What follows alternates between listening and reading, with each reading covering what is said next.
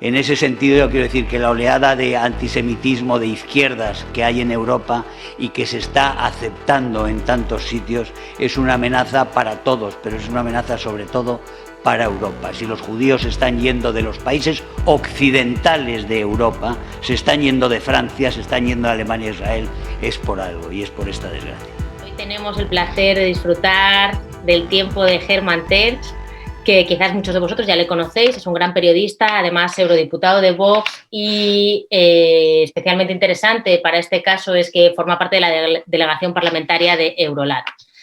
Bienvenido, Hermann. Hola, ¿qué tal? Buenos días a todos. Bueno, lo primero, muchas gracias por estar con nosotros. Y lo que sí que me gustaría en esta pequeña charla que tenemos con varios políticos de diferentes signos, intentamos que sean españoles, es, en tu caso, pues Vox siempre está en la diana. Yo creo que es un partido que no deja a nadie indiferente, para bien o para mal, ¿no? Y en este caso, pues muchas veces para mal. Es acusado constantemente pues de ser un partido de extrema derecha, radical, incluso nazi, incluso antisemita, ¿no? Entonces, a mí me gustaría que por tu parte pues, nos dieses un poco de luz y de pinceladas a esta percepción que tienen muchas personas, que en mi opinión pues, es bastante equivocada. Es uno de los muchos flancos por los cuales nos intentan descalificar, nos intentan liquidar y nos intentan deslegitimar en el sentido de que tienen ahora a un nuevo rival político, que cada día es más numeroso, cada día es más fuerte, cada día es más activo y entonces están utilizando todo tipo de los recursos más bajos para atacarnos y entre otros, por supuesto, ultraderechismo y antisemitismo.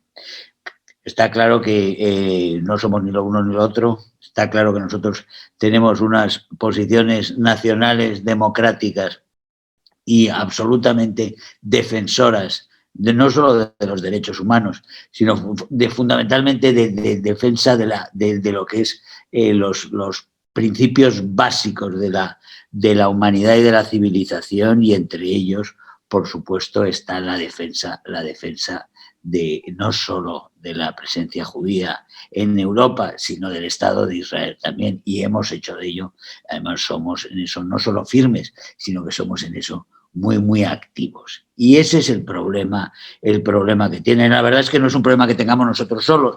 Acusan de ultraderechista a Víctor Orbán, y sin embargo, y Víctor Orbán, y le acusan de antisemita a Víctor Orbán. Víctor Orbán tiene en este momento la comunidad judía que más crece y además de las más seguras. Es decir, en Hungría hay una seguridad para la comunidad judía que no existe en Francia, de donde se tiene que ir en este momento. Muchos judíos deciden irse, abandonar Francia hacia Israel, mientras los judíos, como digo, los judíos en Budapest hay una comunidad cada día más próspera, además, cada día más presente. En Budapest se ven kipás, en París no se ven kipás, más que en sitios muy, muy concretos y muy limitados y en momentos muy específicos. El San Benito ese de antisemita es uno muy fácil que va siempre vinculado a la ultraderecha. Nosotros, como digo, negamos ambos. Somos defensores de Israel y además los pocos nazis, porque en el problema que tenemos en España hay un antisemitismo muy claro, hay un antisemitismo importado, como en toda Europa, en todos los países donde hay una inmigración ilegal musulmana fuerte, como es España en este momento, con este gobierno de izquierdas, absolutamente desbocada la inmigración musulmana. Por supuesto, hay ese antisemitismo importado. Después hay un semitismo de ultraderecha nazi, que es un antisemitismo muy pequeño, muy marginal, que son los que a nosotros nos llaman sionistas. Ese es el término que utiliza la ultraderecha de verdad, los nazis hacia Vox. Somos los sionistas, los pro-israelíes, los etcétera, etcétera. Y después existe la mayor fuente de antisemitismo y de movilización antisemita en España, es sin duda la izquierda. Es sin duda la izquierda, tanto la extrema izquierda como sectores socialistas municipales que permanentemente están actuando a favor de Hamas, están movilizando con el BDS, o sea, el boicot a Israel se está movilizado en los ayuntamientos siempre por la izquierda.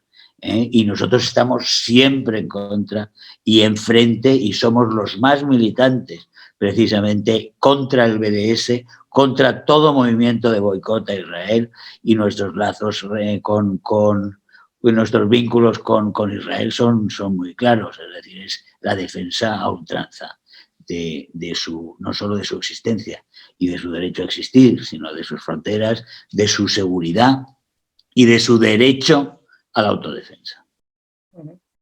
Y has mencionado ya algunas pinceladas de lo que está pasando en Europa, pero dado que eres eurodiputado, yo creo que tendrás una sensibilidad especial en este asunto. ¿Cómo ves esta defensa del antisemitismo en la Unión Europea? Es cierto que en el último año ha habido una campaña muy potente para promover la definición de la IHRA sobre antisemitismo, ¿no? La definición sobre antisemitismo, y se ha propuesto que todos los países miembros pues la promuevan, la acojan y la interioricen en sus países, ¿no? Desde ACOME hemos denunciado muchas veces que creemos que no es suficiente lo que se ha hecho en España, o sea, que no solo vale con decir que nos parece muy bien, sino que creemos que tiene que ir más allá y que se tiene que materializar en hechos, como por ejemplo que el Congreso de los Diputados pues la valide, ¿no? Esto suponemos que en España no va a pasar, pero sí me gustaría saber cómo lo ves tú en Europa. ¿Realmente estamos solos, los judíos? ¿Qué esperanzas tenemos que poner en Europa? No está solo. Lo que pasa es que sin duda hay una inmensa hipocresía. Aquí todos hablan. El otro día estaba yo, el día 27, en el memorial del Holocausto, el día de conmemoración del Holocausto, estaba yo en el Parlamento Europeo. Éramos muy pocos los presenciales, pero ya habló Sassoli utilizando el Holocausto poco más o menos que para atacar a las posturas políticas contrarias a las suyas. Como presidente del Parlamento Europeo era una cosa bastante escandalosa, pero le respondió muy bien el rabino Goldstein, el rabino de Moscú, que preside la conferencia de rabinos en Europa, le respondió muy bien diciéndole: estamos hartos de palabras vacías, estamos hartos de hipocresía, siempre se habla de qué bien, qué contentos estamos con los judíos, pero después los hechos son los hechos, y los hechos son las limitaciones que en una serie de países ponen a las actividades relacionadas con la religión, y cómo cada vez hay mayor interferencia del Estado en las familias, en todo lo que es la interferencia socialista, la interferencia socialdemócrata en general y crecientemente radicalizada de izquierdas, es antirreligiosa en general, y es anticristiana y es antijudía también. Y eso se está viendo prácticamente en toda Europa. Y esa intervención contra la religión tiene unos reflejos cotidianos, pero también lo tiene la agitación permanente contra Israel, que no solo es impune, sino que es fomentada por gran parte de esa mayoría socialdemócrata que existe en el Parlamento Europeo. Allí está lleno de comprensión para Hamas, lleno de comprensión siempre para Irán, las simpatías que despierta el régimen iraní, pese a todas las cosas, pese a ahora mismo otra vez cómo han salido justificando el Holocausto desde las más altas esferas dentro del régimen de Teherán. Bueno, pues ahí tenemos al señor Borrell, fue hace unos meses corriendo, después de la matanza de 1.500 jóvenes iraníes pidiendo libertad, un mes más tarde estaba el señor Borrell visitando, recién nombrado, estaba visitando Teherán para ir a saludar a los clérigos. Quiero decir, qué necesidad, qué prisas había en ir a Teherán y no ir a cualquier otro sitio del mundo que no ha visitado. Si hay muchísimos lugares del mundo a los que no ha ido Borrell todavía, y sin embargo se apresuró para irse a Irán, el mayor enemigo de Israel, y allí y esos permanentes intentos, los lazos que ha habido, también vinculados a la hostilidad permanente a Trump, ¿no? A toda acción que de Trump merecía la automática condena por parte de esa mayoría europea, digamos, en el Parlamento Europeo. Nadie ha aplaudido como antes, como debieran haber aplaudido todos los acuerdos Abraham, que son un hito histórico. Y sin embargo ha habido silencio. Es decir, son muchas cosas las que Rosa, que donde la hipocresía de la que hablaba Goldsmith es absolutamente cierta. Has mencionado los acuerdos de Abraham. Yo creo que este tema es muy importante.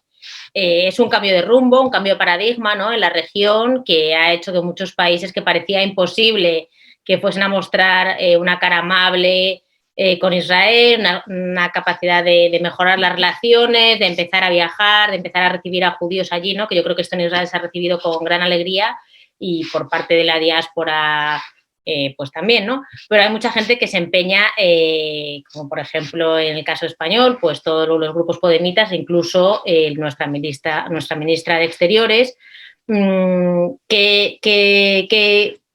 ¿Qué le dirías tú a la ministra? Pues ¿no? que han estado ninguneando y casi prácticamente saboteando estos acuerdos. Se nota que les han molestado estos acuerdos, ¿no? Estos acuerdos, porque para ellos tienen, y hay que lamentar que realmente la nueva administración, estamos viendo, ahí vuelve Kerry, por ejemplo, que tenemos aquellas lamentables declaraciones de Kerry realmente poniéndose del lado palestino, en el sentido de que nunca habría ningún acuerdo si no pasaba todo, porque lo tuviera que aceptar realmente un equipo palestino cada vez más radicalizado, cada vez más en manos de una serie de aliados y de Hamas, etcétera, etcétera, y diciendo que prácticamente que ponían al mismo nivel a estos grupos radicales que al Estado de Israel. Eso vuelve en la retórica norteamericana, va a volver, lo estamos viendo como va a volver en su tolerancia hacia Cuba y hacia Nicaragua y hacia Venezuela. Sospechamos que van por ese lado. Pero desde luego los acuerdos Abraham tampoco han recibido ese aplauso que tenían que haber recibido unánime en Europa, porque son históricos, porque es absolutamente, era un sueño. Ha sido un sueño durante 60, 70 años. Ha sido un sueño que pudiéramos llevar a un diálogo directo, abierto de los árabes con Israel, y que se abandonara de una vez por todas esa quimera por parte de los árabes de que su suerte estaba condenada a estar atada definitivamente a los más radicales de los palestinos, los que pretendían que el Estado de Israel desapareciera. Es decir, no tenía ningún sentido todo lo que se había anclado y que estaba defendiendo Occidente. Y Europa ha estado defendiendo la postura perdedora. Y Trump cogió la postura ganadora. Y lamentablemente sospecho que esta administración no va a defender la postura ganadora de Trump como debiera. Ahora, hay cosas que son irreversibles. El señor Biden no se va a atrever a llevarse la embajada de Estados Unidos de Jerusalén, y desde luego las relaciones que se han creado por estos acuerdos Abraham son acuerdos que van a persistir, a pesar de los intentos de sabotaje, que sin duda vendrán, pero van a persistir y van a ser una clave para un desarrollo ulterior, y sobre todo para el aislamiento de Irán, que es imprescindible, y la eventual caída de ese régimen, que es lo deseable, para la región. Volvemos a España. En los próximos días están las elecciones catalanas presentes aquí, generando un gran revuelo por diferentes motivos, pero a mí sí que me gustaría que abordases brevemente el tema del separatismo catalán, que yo creo que lleva a equívoco muchas veces, ¿no? Y sobre todo fuera de España, que no se termina de comprender, quizás porque el separatismo catalán o el independentismo catalán ha hecho muy bien su labor en el extranjero, ¿no? Gracias a que les hemos subvencionado muchas veces pues las embajadas en el exterior, etcétera, desde el Estado central, y ha dominado un discurso que luego muchas veces no se comprende la realidad española, ¿no? Sin duda. Y en respecto a Israel también esta problemática. Sin duda, también respecto a Israel. Ha sido muy frecuente que hemos visto, a ver, perdón, hemos visto, ha sido muy frecuente ver a los separatistas catalanes vendiendo unas imágenes de Cataluña que España no ha neutralizado de la forma adecuada. Cataluña ha estado gastando, los separatistas catalanes, el gobierno regional catalán separatista ha estado gastando ingentes cantidades de dinero en propaganda y en publicidad exterior. Y, sin embargo, España ha tenido unos gobiernos que no han cumplido con su deber a la hora de presentar las situaciones, la situación generada en España por ese separatismo egoísta, antidemocrático, totalitario, violento, que es en realidad el separatismo catalán. Pilar Rahola es un figurón que va por ahí vendiendo sonrisas, pero lo que en realidad marca el separatismo catalán es la violencia, por un lado, la intimidación a todos los que no quieren la separación, el acoso a todos los que hablan el español y se defienden y quieren vivir en la lengua española, ese acoso permanente, ese acoso totalitario, como digo, ese marcar las casas, marcar los comercios de aquellos, es decir, una serie de gestos que debieran espeluznarnos y debieran horrorizarnos a todos. Eso es la verdadera cara y el desprecio a la ley. El pretender que ellos pueden romper un país sin consultar a todos los demás. Es decir, que unilateralmente un grupo de gente se puede reunir en un rincón geográfico y decidir que ellos se van de una forma violenta, de una forma sin consultar a la mayoría, sin utilizar los procedimientos existentes o lo que sea. Dicho eso, España es un país, es una nación de las más antiguas del mundo, una nación indivisible por su legislación, y tiene unas instituciones que, a pesar de lo penetradas que están por una extrema izquierda que es aliada de los separatistas, a pesar de que tenemos un gobierno que es cómplice de los separatistas, a pesar de eso existen unas instituciones cuyo objeto principal, cuya razón fundamental de ser es la defensa de la unidad de España. Yo creo que el fracaso del separatismo está claro. Lo que no está claro es el daño inmenso, lo que también está claro es el daño inmenso que ha hecho, que genera, y las generaciones que se han educado en el odio a España y en el odio al español, que eso se ha permitido desde el Estado central, y eso es un pecado, o sea, y un delito, un crimen. Es un crimen de todos los gobiernos pasados españoles que han permitido que esa doctrina del odio, que esa educación del odio se hiciera en Cataluña, en el País Vasco y en otras zonas también, en otras zonas como Baleares o en otras zonas como Valencia. En ese sentido, España ha hecho ha cometido muchos errores, ha tenido unos gobiernos muy dedicados a sí mismos y a poca cosa más, y a vender favores, a intercambiar favores con los enemigos de España. Y eso es terrible, y eso es lo que nos ha traído aquí. El vínculo que todas estas organizaciones independentistas tienen con organizaciones como el BDS, ¿no? Que es lo que nos lleva a relacionarlo muchas veces con Israel, que es importante tener claro, ¿no? Que no se puede utilizar Israel como un vehículo para justificar tu causa, cuando en realidad desde dentro tu causa está tratando de boicotear a este país, ¿no? Que es un poco la denuncia que nosotros siempre hacemos también al respecto. Bueno, es que el BDS es uno de los elementos claves de esas operaciones de la izquierda europea.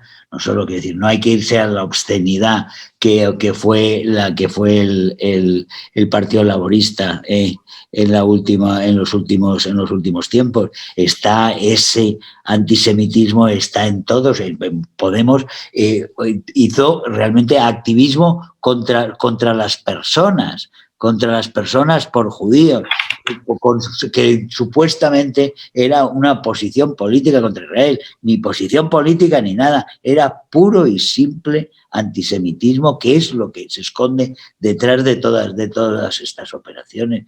Y eso hay que tenerlo muy claro, y está extendido en la izquierda, porque la izquierda permanentemente lo utiliza como su discurso, pero además está la alianza de Podemos con Teherán, o sea que ha sido fundamental. Es decir, Podemos es un producto venezolano, chavista, pero ese desembarco del chavismo y de la extrema izquierda, y del narcosocialismo, por entendernos, iberoamericano, hispanoamericano en Europa, se hace también con apoyo iraní, de esos lazos que hizo Chávez con Ahmadinejad en su día y que se han mantenido y que han llevado a que Hezbollah esté en Venezuela, Hezbollah esté en Iberoamérica. Pues esos mismos lazos los tiene Podemos con Teherán y con Caracas, son lo que unen esos factores dentro de este proyecto europeo. Y ahí el elemento contra Israel, por supuesto, es fundamental. Uh-huh. Bueno, Germán, pues muchísimas gracias por tu tiempo. Simplemente me quedo con una frase que te oí decir una vez o escribir. No podemos permitirnos una Europa sin judíos. Sin duda. Con eso me quedo. Es absolutamente fundamental. Los judíos somos nosotros e Israel somos nosotros. Quiero decir, el bastión de Israel y los judíos, la presencia de los judíos en Europa son los que hacen Europa y los que hacen Occidente. Si no nos podemos permitir cualquiera de las dos pérdidas, sería una pérdida total de todo lo que tenemos. Y tenemos muchos enemigos todos, tenemos que defendernos bien, saber con quién estamos y defender en estos momentos en los cuales tenemos tantísimas amenazas, saber que hay que defenderse desde la democracia, desde las naciones europeas, desde la nación de Israel, defendernos juntos, buscando aliados nuevos, por supuesto, pero teniendo muy claras cuáles son nuestras esencias de la libertad de pensamiento y de nuestras raíces comunes. Y tenemos que luchar juntos. Así es. Pues muchas gracias, Germán. Lucharemos juntos en todo lo que nos permitan, desde la democracia, desde la defensa del Estado de Derecho. Sin un paso atrás. Exactamente. Bueno, del Sahal. Exacto. Muchas gracias por tu tiempo. Muy bien, Te vemos pronto de nuevo. Un abrazo. Un abrazo.